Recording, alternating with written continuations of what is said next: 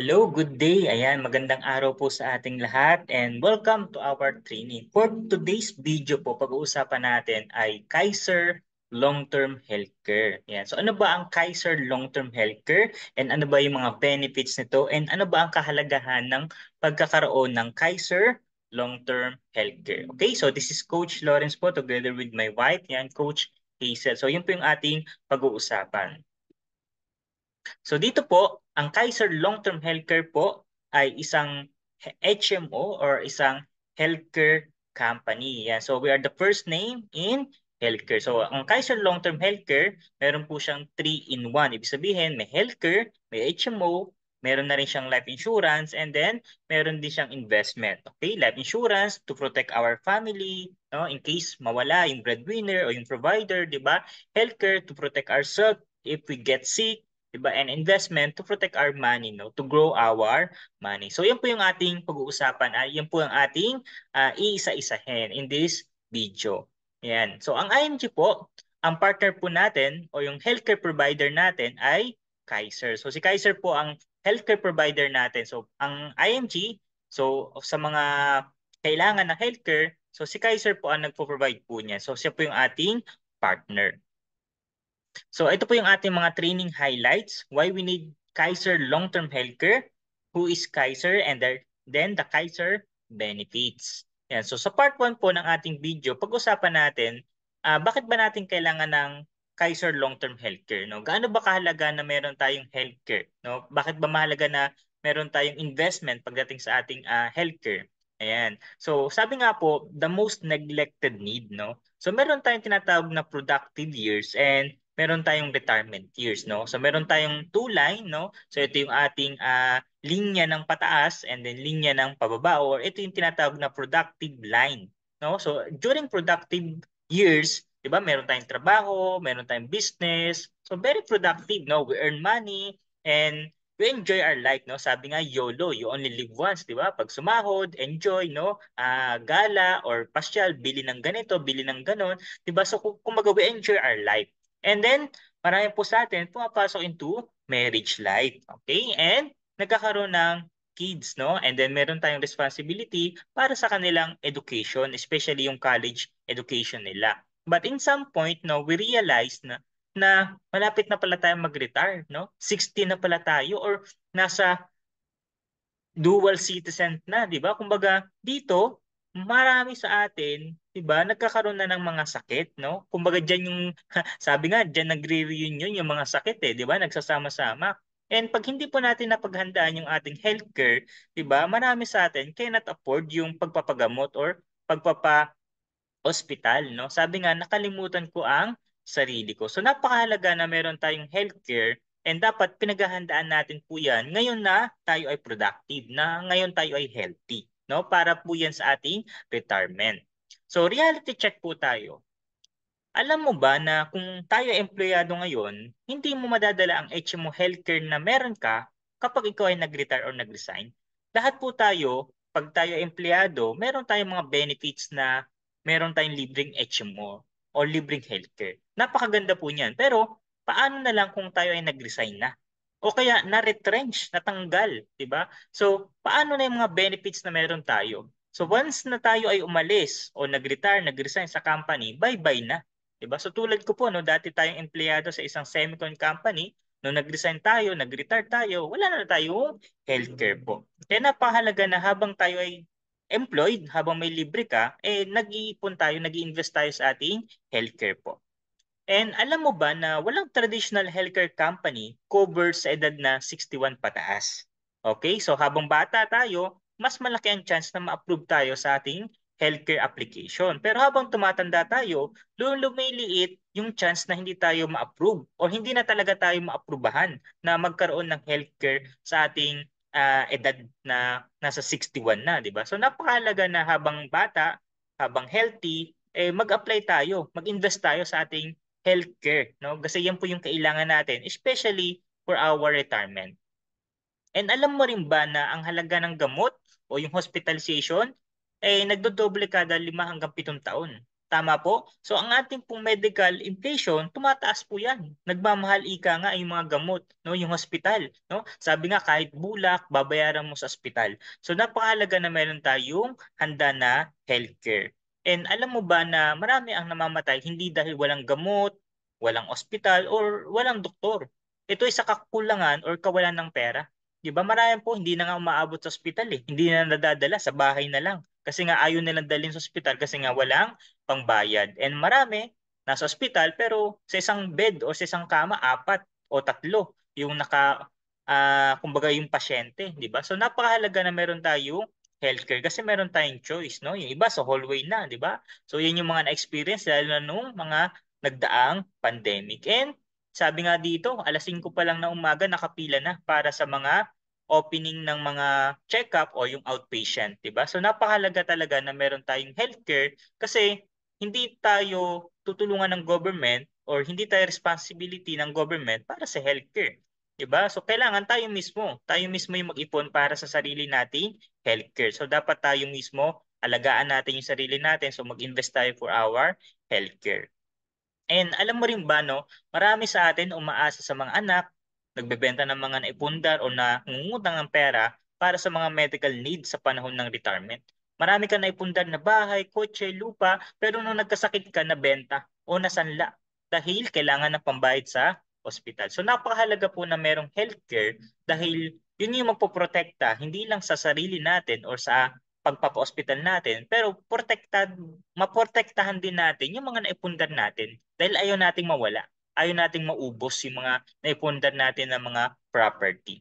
And alam mo rin ba na isa to sa dahilan bakit marami ang nababankrupt, no? Yung pagkakasakit, no? Naubos na lahat, may utang pa. So napakahalaga na meron talagang healthcare sa ating retirement.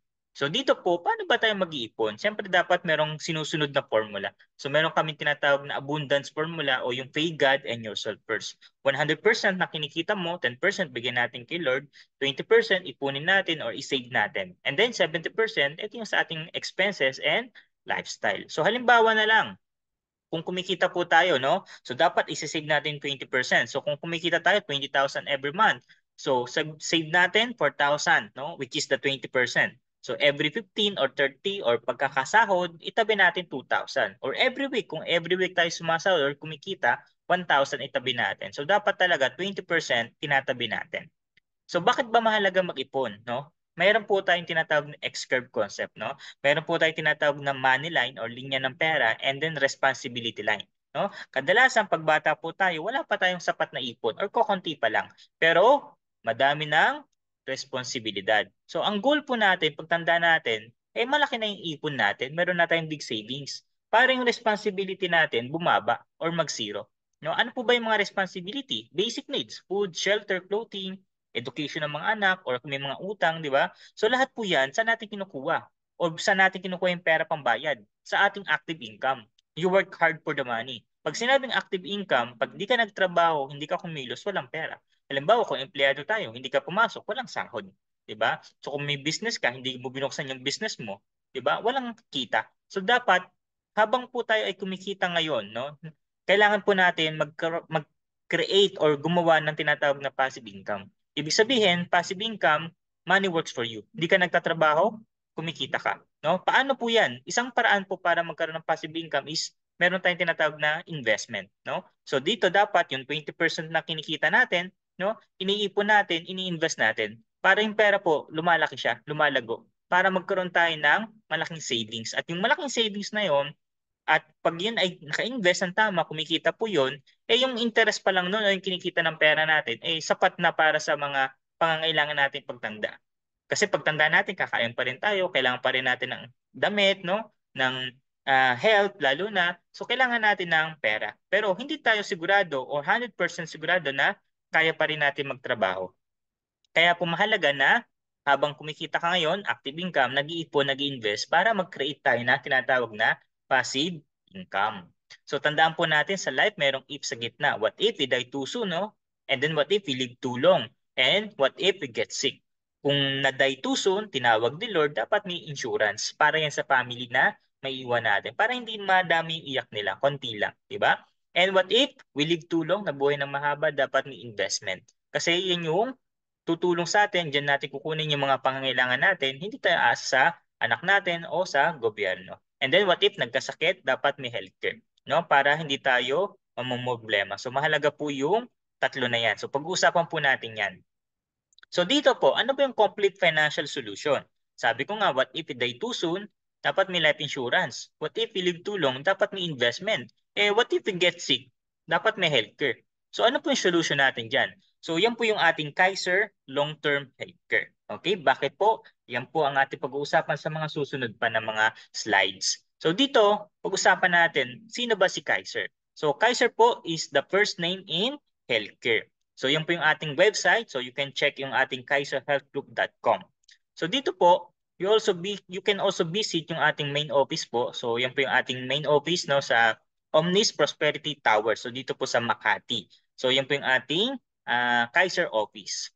So, ang Kaiser po, nag-start po siya noong June 8, 2004. No? So, yan po yung ating authorized capital, 160 million. Alam niyo po ba, ang required lang ng SEC para makapag-start ka ng business ay 50 million. Pero ang Kaiser, or ang kanyang starting capital, ay triple. No? Triple sa requirement. Diba? So, 50 million yung requirement, pero ang Kaiser, 160 million po yung authorized capital niya. Diba? Doon yung kanyang start. And then, ang Kaiser po is healthcare po, no? Healthcare provider or HMO. Okay? Hindi po siya insurance. Ang Kaiser po ay healthcare provider. So, dito po, ang ating medical director is si Dr. Leia Yolo.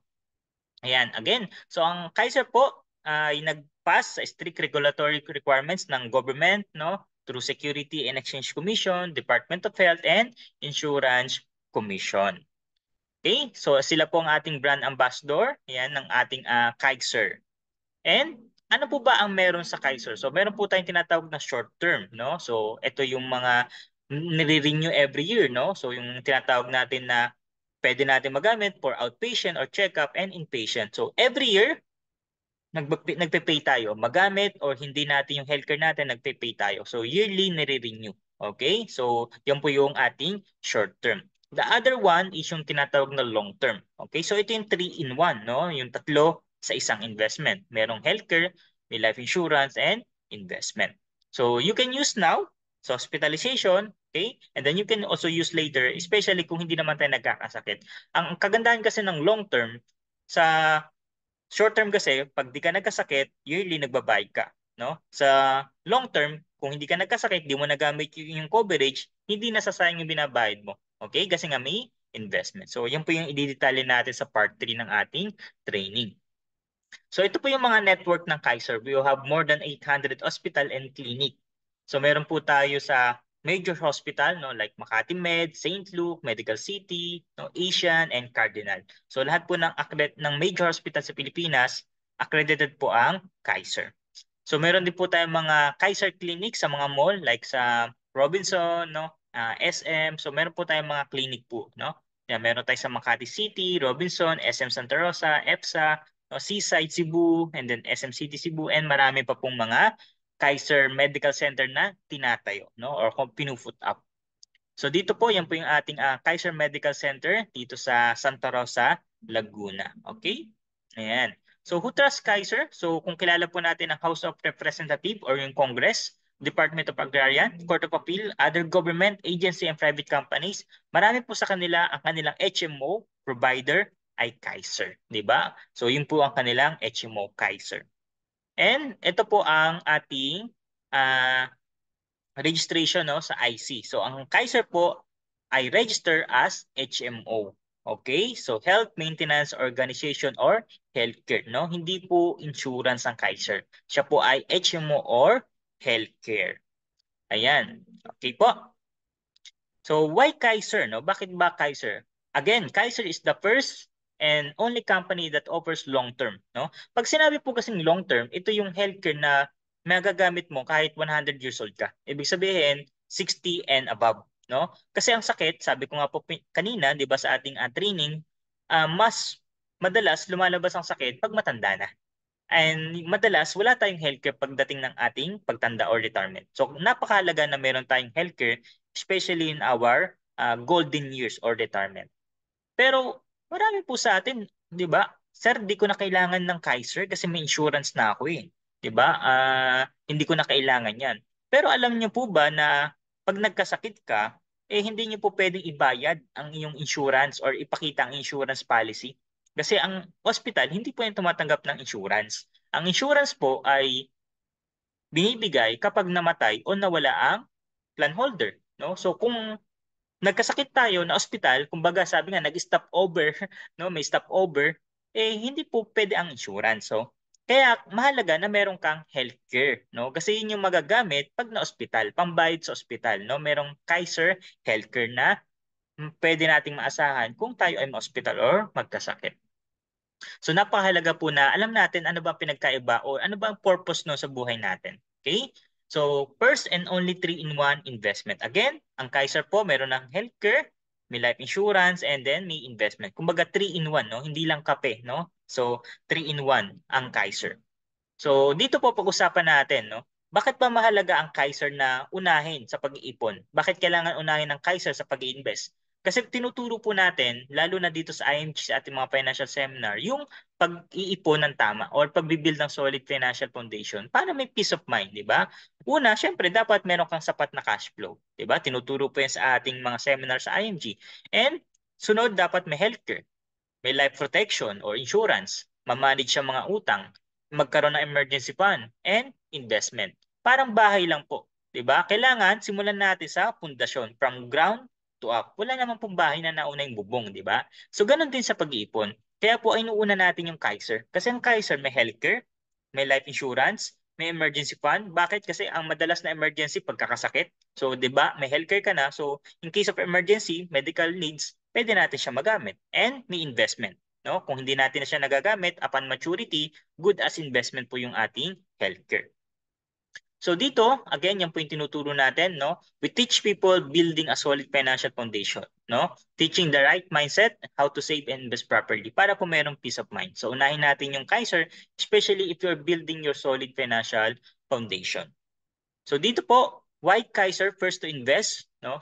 Sabi nga po, to protect all your investment and goals, no? Halimbawa po, 'di ba, meron tayong mga naipundar ng mga property, no? O kaya gusto natin na magkaroon tayo ng peace of mind, no? Hindi tayo mabaon sa utang, hindi tayo magka-problema pagka nagkasakit. So napahalaga na meron tayong Kaiser or healthcare. Okay? So 7, 13. Ibig sabihin, 7 years to pay and then 13 years waiting. So Kaiser is a 20 years program. Okay? 7 years ka lang magsasave or 7 years ka lang magbabayad and then 13 years waiting. So dito po, no? Why Kaiser long-term care? So sabi nga, only 7 years, no? 7 years ka lang mag-invest or 7 years ka lang magpe-pay or magsasave. Pero complete po yung investment program. So halimbawa po, meron tayong savings sa bank account. Okay? Meron tayong mutual fund. Okay? O kaya Kaiser. Gusto po natin magkaroon tayo ng 1 million after 20 years, no? So anong pipiliin natin? Sa savings, sa mutual fund, or Kaiser? So dito po, kung ang goal mo, meron kang 1.2 million or potential value after 20 years, kung sa savings account, kailangan mo mag-ipon ng 5,000 every month. Sa loob ng 20 years, no? Sa savings account, mag-ipon ka ng 5,000 every month, meron kang 1.2 million after 20 years. Mutual fund, 1,200 every month. After 20 years, meron kang 1.2 million potential value ng pera mo. Sa Kaiser, kailangan mo lang i-save at least 5,882 every month for 7 years, no? So sa Kaiser, no, 7 years, no? Sa savings, kung gusto mo ng 1.2 million, 20 years. If 0.25 interest ng pera mo. Halimbawa sa bangko, 0.25% ang interest. 'Di ba? Sa 20 years, 'di ba? Para makaipon ka ng 1.2 million, 5,000 every month. Sa mutual fund, at 12% in 20 years, kailangan mong ipunin or i-save every month 1,200. Pero sa Kaiser, 7 years ka lang magsasave, 7 years ka lang magbabayad, for 7 years, 5,882, 'di ba? Pwedeng magkaroon ka ng 1.2 million na maturity value, 'di ba? So anong gusto mo? 'Di ba? Ano yung mas pipiliin natin, 'di ba? 7 years or 20 years, 'di ba? So kailangan tingnan din natin yung time natin, 'di ba? So the early we start, the better, 'di ba? So ano po yung investment na pwede sa atin or best suit for us, no? So pwede sa bank, 'di ba? Guarantee pero walang growth, no? Kasi less than nga 1% yung interest eh. Walang ring healthcare, walang life insurance, 'di ba? Sa bonds, 'di ba? May growth, may guarantee, pero walang healthcare, wala din insurance. Sa mutual fund, may growth, no? Pero hindi guarantee, di ba? Walang healthcare, walang insurance. Sa stock market, may growth, di ba? Pero hindi guarantee. Wala ding healthcare, walang insurance. Sa PDF or most 18, isa po ito sa mga investment din ng ING. Di ba? May growth, guarantee, may insurance, pero walang healthcare. No? So sa long-term care, di ba? Meron ng growth, guarantee, may healthcare, may life insurance. So kung nagsisimula ka, no, nagsisimula ka mag-ipon, nagbi-build ka pala ng solid financial foundation mo, simulan mo sa Kaiser. Okay? And then unti-unti, magdadagdag ka ng investment mo para ma-build mo talaga yung solid financial foundation mo. Okay? So lahat ng investment maganda. Okay? Depende na lang kung ano ba yung priority mo. Ano ba yung dapat mong unahin? 'Di ba? Ano yung suit para sa iyo? Ano yung pwede sa iyo? Okay? Depende sa sitwasyon mo. Kung nagsisimula ka pa lang mag-build ng solid financial foundation mo, you start to invest on your Kaiser long-term healthcare. Okay, so ano ba yung eligibility? So ito po, 10 to 40 years old, and then 41 to 50, and then 51 to 60. Okay, so pwede po tayo magsimula sa ating Kaiser savings. Okay, so again, depende po yan sa edad, yung ating pwedeng ipunin, and yung ating plan na pwedeng kuhanin, depende sa age. But of course, di ba, the higher the plan, di ba, the bigger the savings, mas maganda. Lakihan natin yung ipon natin, lakihan natin yung plan natin kasi para naman sa atin yan. Diba? So, wag nating tipirin. And mas maganda, start early. Okay? So, part 3. Ayan. So, pag-usapan natin yung Kaiser benefits. So, ang Kaiser po again is 3-in-1. Okay? So, pag-usapan natin, no? So, 7, 30, 7 years to save or to pay, and then 13 years waiting. A total of 20 years program. Marami po sa atin, ang tagal naman niya, sir.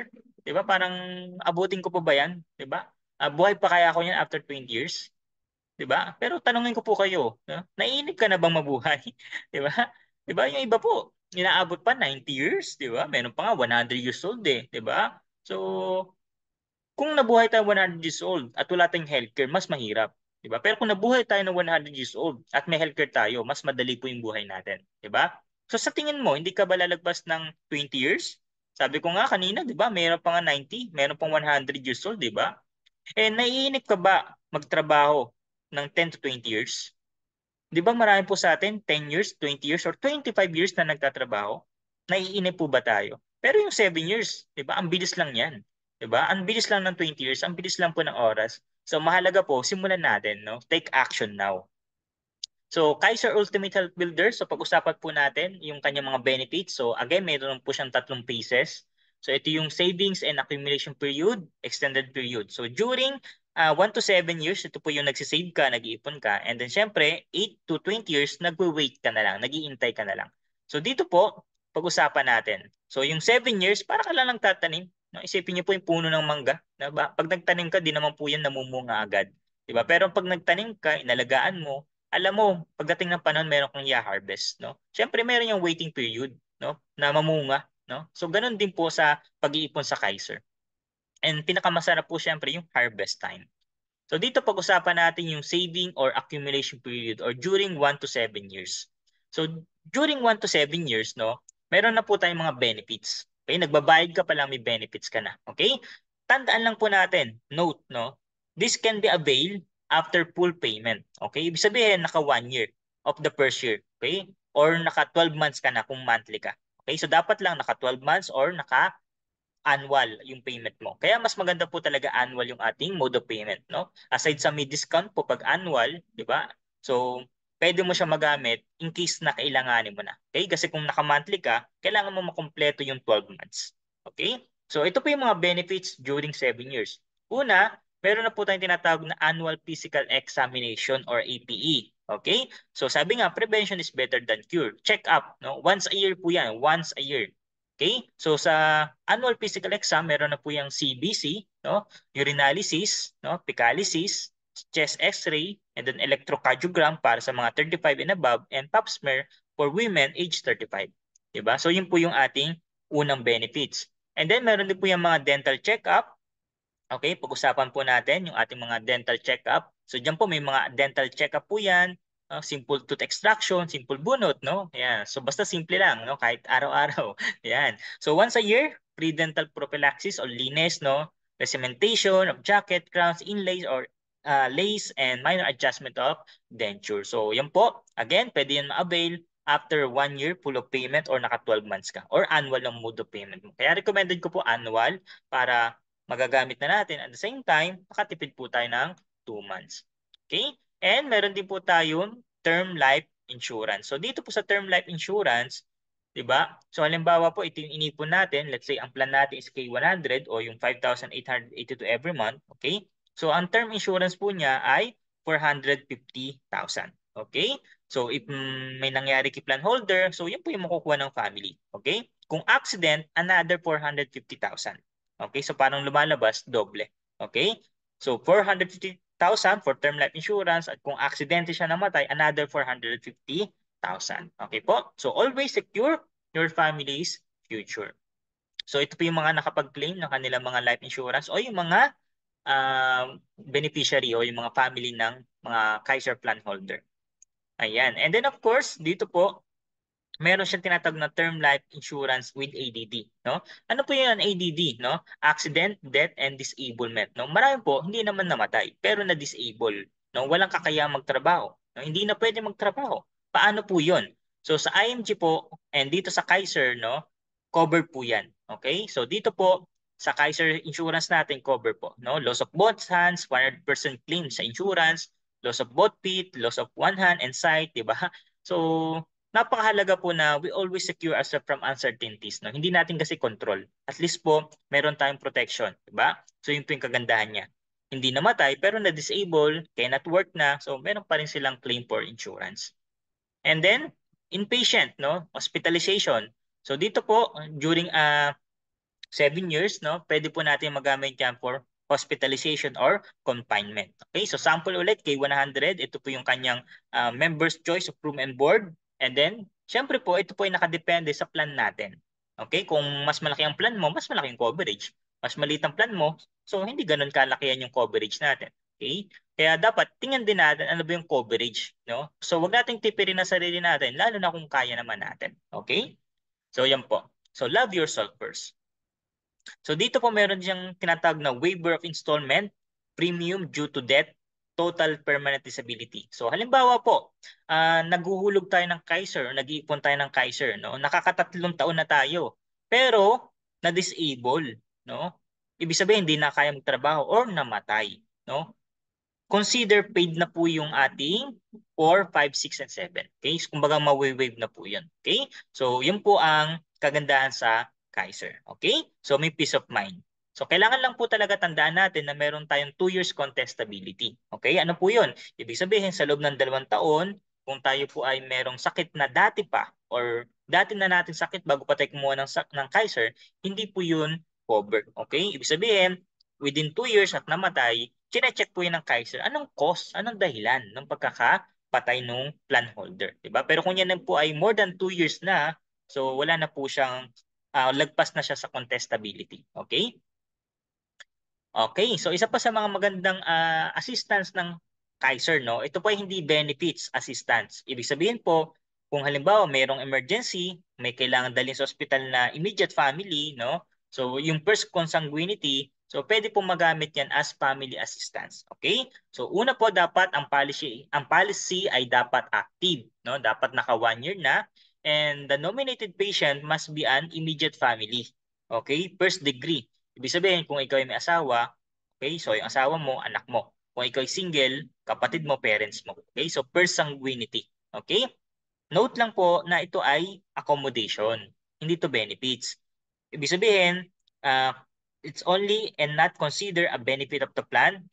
Hence, approval and denial solely depends on Kaiser management. Okay? So, nakadepende pa rin po yan sa Kaiser. Pero kagandahan po kasi niyan, no? In case of emergency, dapat alam natin yung Kaiser hotline and dapat yung hospital na pagdadalan accredited, no? Para po ma-avail natin tong assistance ng Kaiser. So, kailangan lang po talaga ating ng training and then of course, lapit kayo sa mga coach and mentor nyo para mag-guide kayo, no? Dapat alam na natin, no? Para kung sakaling may mangyari, pwede nating magamit, no? Alam natin yung gagawin. Kasi po ang problema, pag di natin alam, tapos doon pa lang tayo magtatanong during the situation, di ba, emergency, mahirap po. So maganda kahit hindi natin gustong mangyari, maganda alam natin para in case lang, no, alam natin yung gagawin. Di ba? So be always prepared in any emergency. And of course, ang pinakamaganda, extended period o yung waiting time, no? Hindi ka na nagtatanim, hindi ka na nagbabayad ng yung Kaiser, hinihintay mo na lang siya mag-mature or hinihintay mo na lang mamunga yung Kaiser mo. 'Di ba? Kumbaga mag-grow, 'di ba? So dito po, during extended period, ang maganda po sa Kaiser, 'di ba? Nag-grow na yung pera natin. Hindi tayo nagbabayad, pero patuloy siya nag-grow kasi nga may investment siya, 'di ba? So which is yun yung napupunta sa ating health funds, okay? Ayan. So dito po, pwede na siya magamit for outpatient. Okay? Ibig sabihin check-up, no? Sa loob po ng 7 years, wala po tayong check-up. Meron po tayong annual physical exam. Okay? Pero on the 8 years, meron ng outpatient or check-up. Okay? And then, meron na rin po tayong inpatient, confinement, no? So dito, covered na yung mga pre-existing. And then, pwede rin po yan sa maternity, no? Kung single ka, tapos nabuntis ka on the 8 years, diba? Pwede mo magamit yan for your maternity. Okay? So, yun po yung maganda sa Kaiser. And then, syempre, pinaka-the best is yung harvest time o yung maturity. 'Di ba? Namumunga na, nag-grow na, no? So, yun po yung maganda sa Kaiser, 'di ba? Ang bilis lang ng time. Minsan 7 years, 'di ba? Ang bilis lang lumipas ng panahon. So, kailangan talaga natin magsimula, no? Kasi hindi tayo mag-harvest kung wala tayong tinanim. So, dito po, halimbawa kung tayo nag-ipon ng 5,882 at tayo age 22. So, after 20 years or age 42 tayo, ito po yung pwede maging growth ng pera natin. So ito yung magiging kumbaga maturity value, no? Nasa 1.1 million. Kaya nga the early we start the better. Okay? So it's not too late pa rin naman, no? As long as pwede pa tayo mag-avail ng Kaiser. Kung tayo is 50, 60, pwede pa kuha pa tayo ng Kaiser, magsimula tayo, mag-invest tayo. Kaya ang pinangmahalaga po kasi niyan, may healthcare tayo, protected tayo, 'di ba? And of course, kung bata pa tayo, start young, no? So, huwag nating hintayin yung next year, next time, di ba? Kasi hindi na matatapos yan. So, start as early as you can.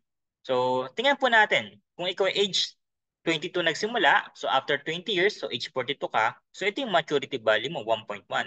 Paano? Bata ka pa, healthy ka pa, hindi mo naman kailangan ng healthcare mo, di ba? So, mas maganda, wag mo munang withdrawin, no? Hayaan mo lang siya na nag-grow. So kung nag-grow yan at 10%, pagdating mo ng age 60, yung pera mo pwedeng lumago up to 6.4 million. So yun yung potential value. Diba? So 648 interest pa lang. So kumbaga every month, yan yung parang kinikita ng pera mo. Okay? Kaya nga the early we start, the better. And at age of 65, no? So pwedeng lumago ang pera mo up to 10.4 million. So yun yung tinatawag natin ng money working for you. Naalala niyo po kanina doon sa X-curve, 'di ba? Pwede ito yung maging passive income din natin or isa sa mga passive income natin pagdating ng retirement years natin. Hindi tayo nagtatrabaho pero kumikita yung pera natin, di ba? Kaya nga, the more na mas healthy ka, mas maganda. So yung kagandahan sa Kaiser, mas healthy ka, yung pera mo nag-grow kasi nga nasa investment siya, so magagamit mo pagdating ng ating retirement or what if we live too long, di ba? So ganun kaganda yung Kaiser. So ito po, ganun mo ba nakikita yung sarili mo sa future? 'Di ba? So meron kang peace of mind, 'di ba? Or kailangan nating humingi ng tulong sa iba, sa family natin, 'di ba? So we need to secure our future, no? So kung nagpapakahirap ka sa pagtatrabaho ngayon, ano ang naisip mong regalo sa sarili mo pagdating ng panahon. So dapat ito yung paraan mo na pagdating ng araw, 'di ba? Regalo mo yan sa sarili mo. So simulan mo mag-save, mag-invest for your Kaiser long-term healthcare. Ayan. So, para secure yung future natin. So, invest, start on your Kaiser long-term healthcare. Huwag nating patagalin pa, no? Simulan agad natin para meron tayong financial freedom because it's not a dream. It's a decision. Okay? So, thank you for watching this video. And kung may mga tanong po kayo, please message me so you can scan the barcode, no? And again, start to save for your Kaiser long-term healthcare. Kung hindi ka pa nagsisimula, you can message me if you want to know more about the details, paano mag-start para mag-guide po kita. Okay, so thank you and God bless us all abundantly.